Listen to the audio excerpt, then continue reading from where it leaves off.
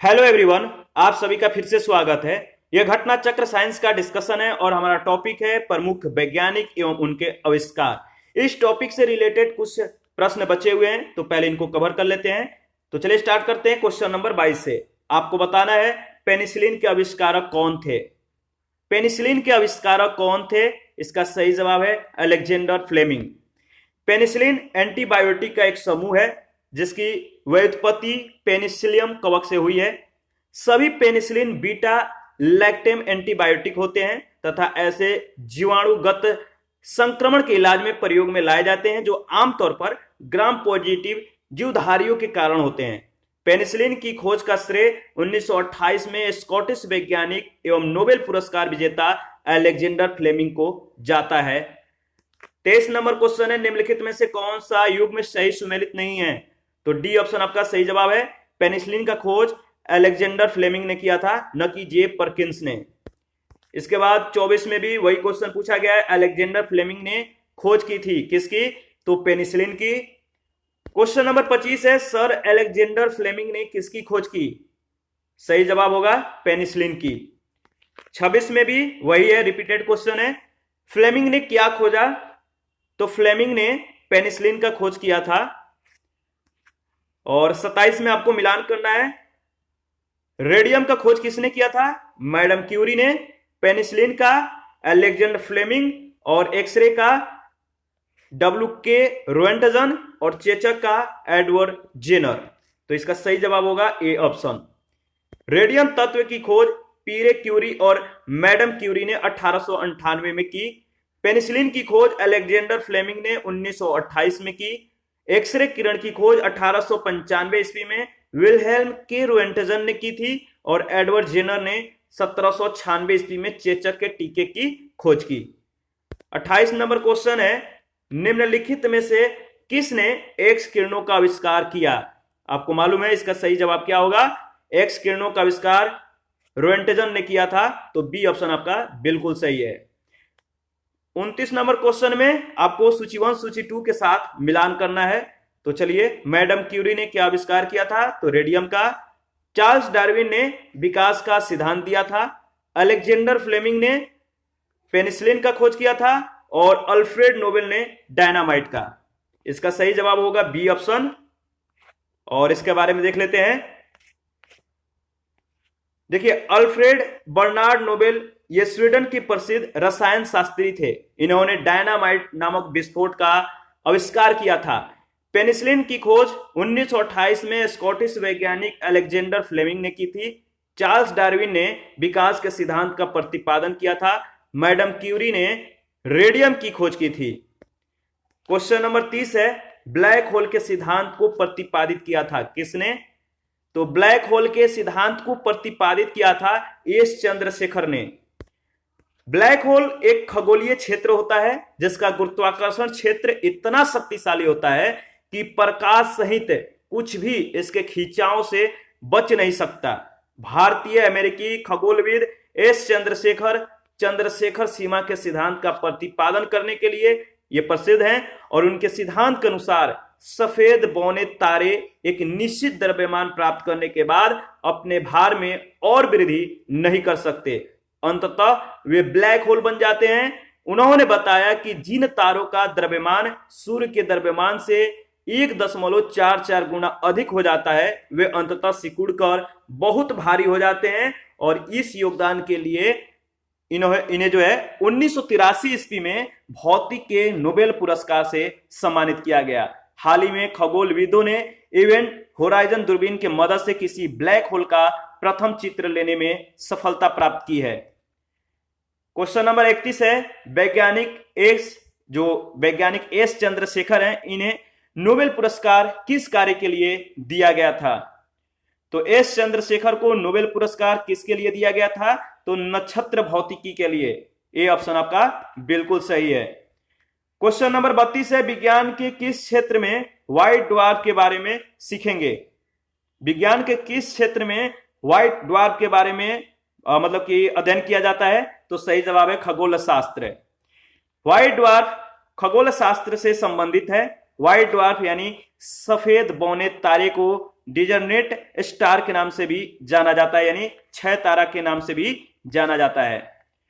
33 number question है, निम्नलिखित वैज्ञानिकों में से किसने यह सिद्ध किया कि सूर्य के द्रव्यमान से 1.44 गुना का द्रव्यमान वाले जो तारे हैं मृत होकर श्वेत वामन तारे यानी व्हाइट ड्वार्फ बन जाते हैं।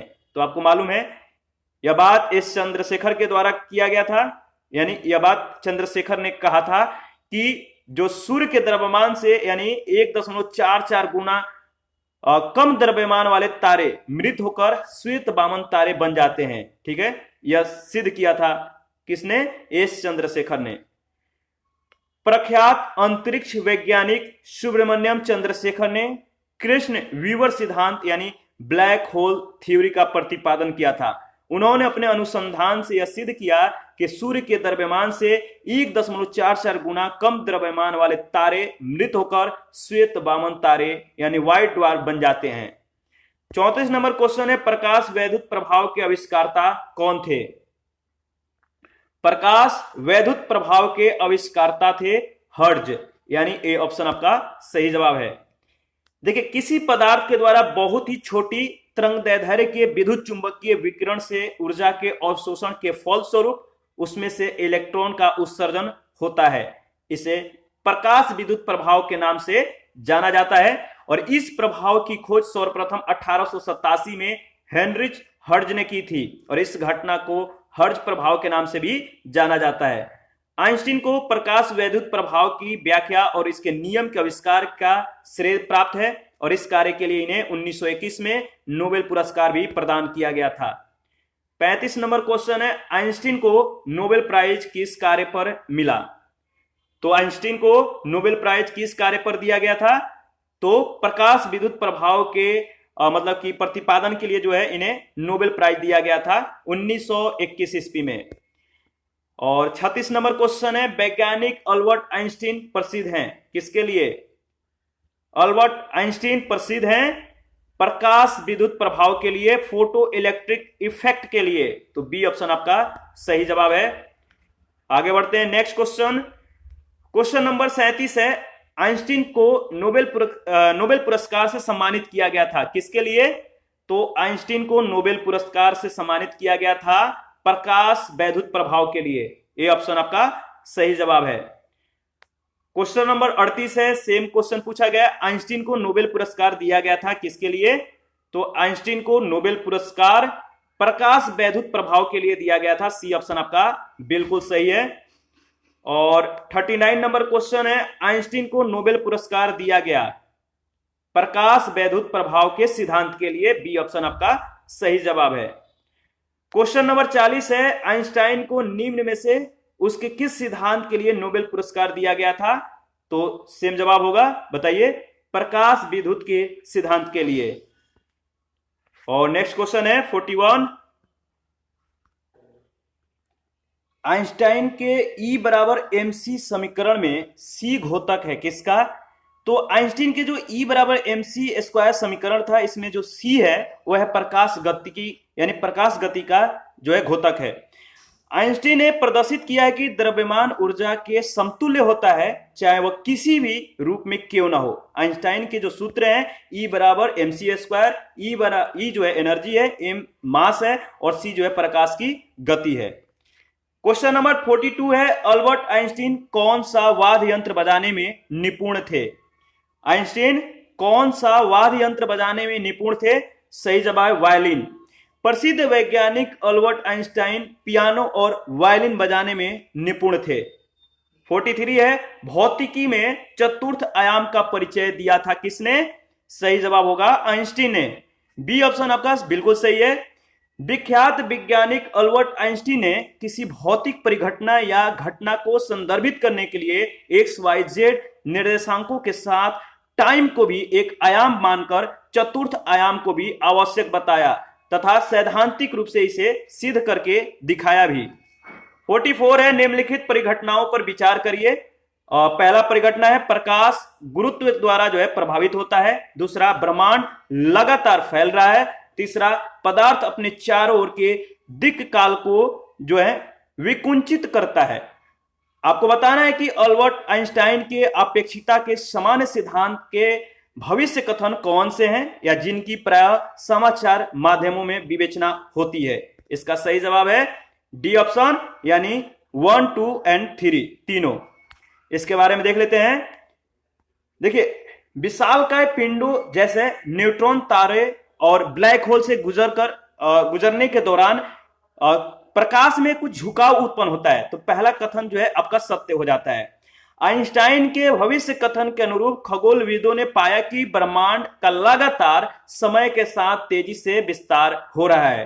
पदार्थ यानी ग्रह एवं तारे अपने चारों ओर के दिक् काल में विकुंचित करते हैं। तो तीसरा और दूसरा दोनों स्टेटमेंट इसके संदर्भ में सही हो जाता है। 45 नंबर क्वेश्चन है, मधुमक्खियों की भाषा की पहचान करने के लिए नोबेल पुरस्कार दिया गया था किनको? तो मधुमक्खियों की भाषा की पहचान करने के लिए जिनको नोबेल पुरस्कार दिया गया था वो थे केवी फ्रेशक। ठीक है, केवी फ्रेशक को मधुमक्खियों की भाषा की पहचान के लिए केवी फ्रेशक को 1973 में चिकित्सा विज्ञान के क्षेत्र में नोबेल पुरस्कार दिया गया था। और 46 है, सर सीवी रमन को भौतिकी का नोबेल पुरस्कार कब प्राप्त हुआ था? सर सीवी रमन को भौतिकी का नोबेल पुरस्कार कब प्राप्त हुआ था? 1930 में। भारतीय वैज्ञानिक सीवी रमन को रमन प्रभाव की खोज के लिए 1930 में भौतिकी विज्ञान का नोबेल पुरस्कार दिया गया। रमन प्रभाव के महत्व को देखते हुए इसके आविष्कार की स्थिति जो है 28 फरवरी को प्रतिवर्ष राष्ट्रीय विज्ञान दिवस के रूप में मनाया जाता है। ध्यान रखिएगा, 28 फरवरी को राष्ट्रीय विज्ञान दिवस के रूप में मनाया जाता है। ठीक है, और इनके आविष्कार का यह तिथि है। 47 है, किस स्मृति में 28 फरवरी प्रत्येक वर्ष राष्ट्रीय विज्ञान दिवस के रूप में मनाया जाता है? किस स्मृति में? तो आपको मालूम है, रमन प्रभाव दिवस। ठीक है, और आगे बढ़ते हैं। देखिए, यह बहुत बार क्वेश्चन पूछा जा चुका है, ध्यान रखिएगा। राष्ट्रीय विज्ञान दिवस कब मनाया जाता है? राष्ट्रीय विज्ञान दिवस 28 फरवरी को मनाया जाता है, ध्यान रखना है। और 49 है, भारत राष्ट्रीय विज्ञान दिवस मनाता है कब? भारत राष्ट्रीय विज्ञान दिवस कब मनाता है? इसका सही जवाब है सी ऑप्शन, 28 फरवरी होगा। और क्वेश्चन नंबर 50 है, किस वैज्ञानिक का जन्मदिन राष्ट्रीय विज्ञान दिवस के रूप में मनाया जाता है?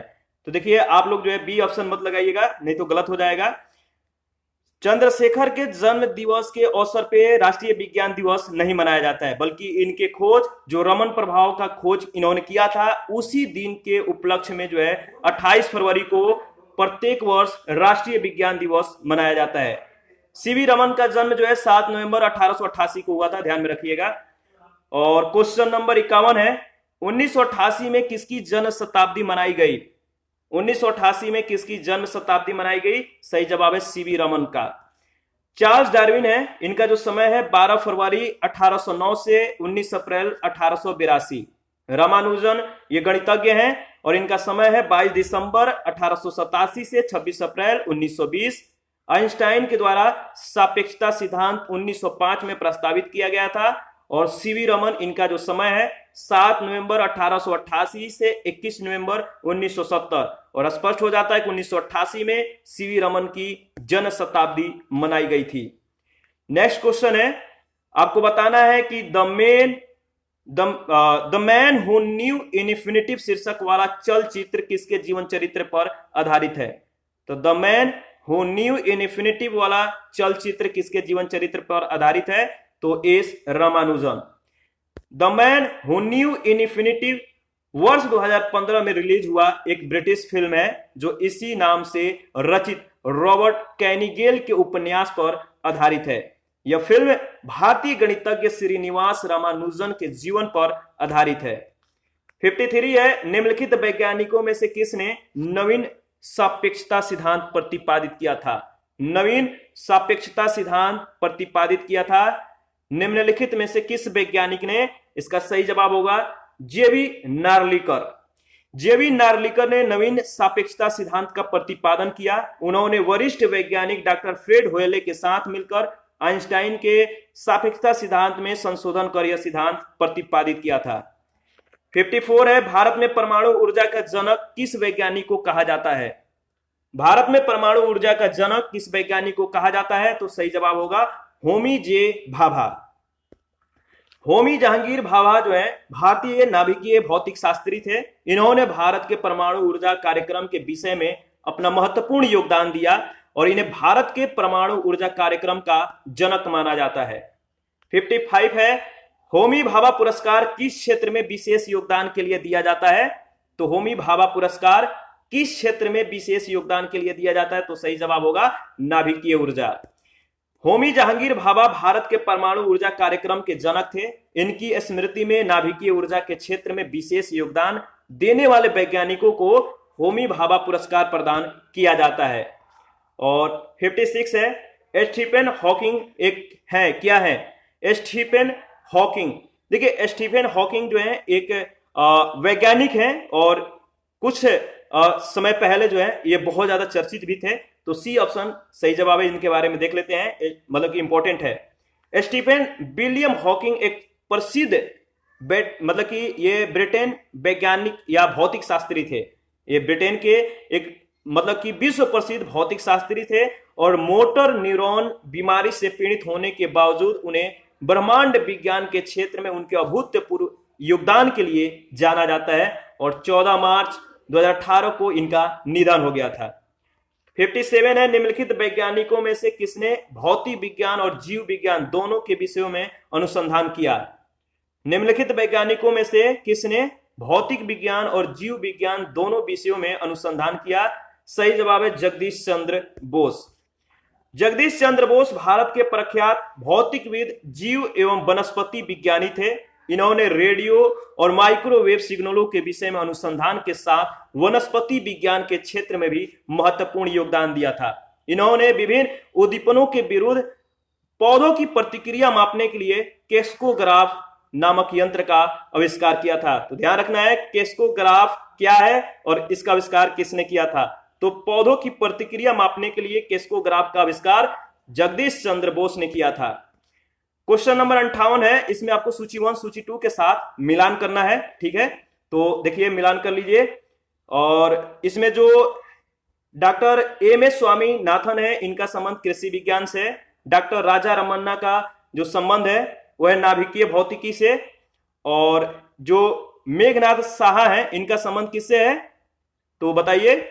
तो देखिए इसमें जो सही जवाब है वैसे सी ऑप्शन आपका बिल्कुल सही होगा। ए का 2, बी का 5 यानी, और सी का जो है आपका 4, सी का 4 है यानी अंतरिक्ष अनुसंधान। UR राव का जो संबंध है अंतरिक्ष अनुसंधान से है और मेघनाथ साहा का जो संबंध है उष्मागतिकी एवं खगोल भौतिकी से है। चलिए इनके बारे में हम लोग डिस्कस कर लेते हैं, इंपॉर्टेंट है। डॉक्टर राजा रमन्ना भारत के प्रसिद्ध नाभिकीय भौतिकविद थे। उन्हें भारत के नाभिकीय कार्यक्रम का जनक कहा जाता है। Doctor MS. स्वामीनाथन भारत के प्रसिद्ध कृषि वैज्ञानिक हैं। उन्हें भारत में हरित क्रांति का जनक भी कहा जाता है। प्रोफेसर UR राव प्रसिद्ध अंतरिक्ष वैज्ञानिक और भारतीय अंतरिक्ष अनुसंधान संगठन के पूर्व चेयरमैन थे। मेघनाथ साहा सुप्रसिद्ध भारतीय खगोल वैज्ञानिक थे। वे साहा समीकरण के प्रतिपादन के लिए प्रसिद्ध हैं। 59 है, भारत के प्रथम अंतरिक्ष उपग्रह आर्यभट्ट को डिजाइन करने वाले वैज्ञानिक जिनका हाल ही में निधन हो गया उनका नाम क्या है?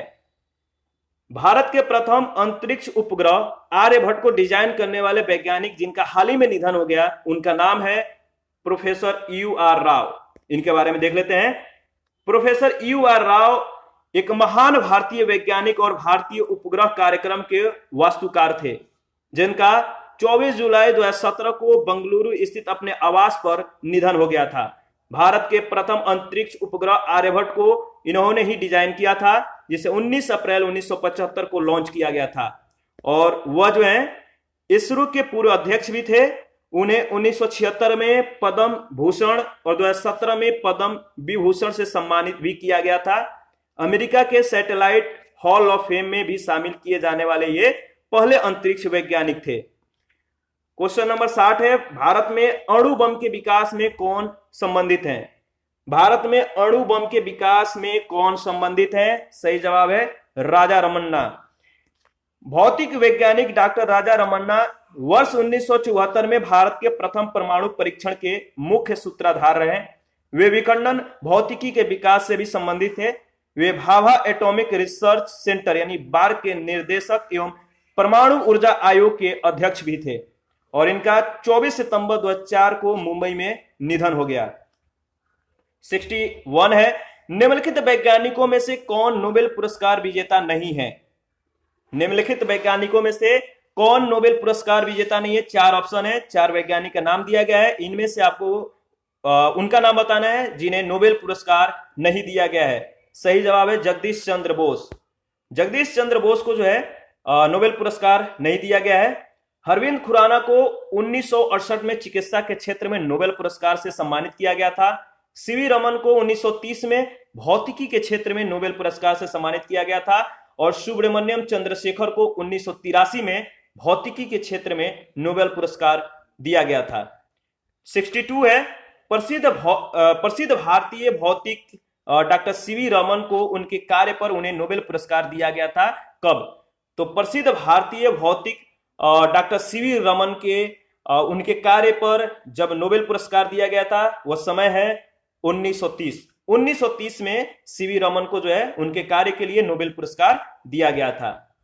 63 है, अरविंद खुराना को किस आविष्कार के लिए सम्मानित किया गया? तो अरविंद खुराना को किस आविष्कार के लिए सम्मानित किया गया? इसका सही जवाब है प्रोटीन के संश्लेषण के लिए।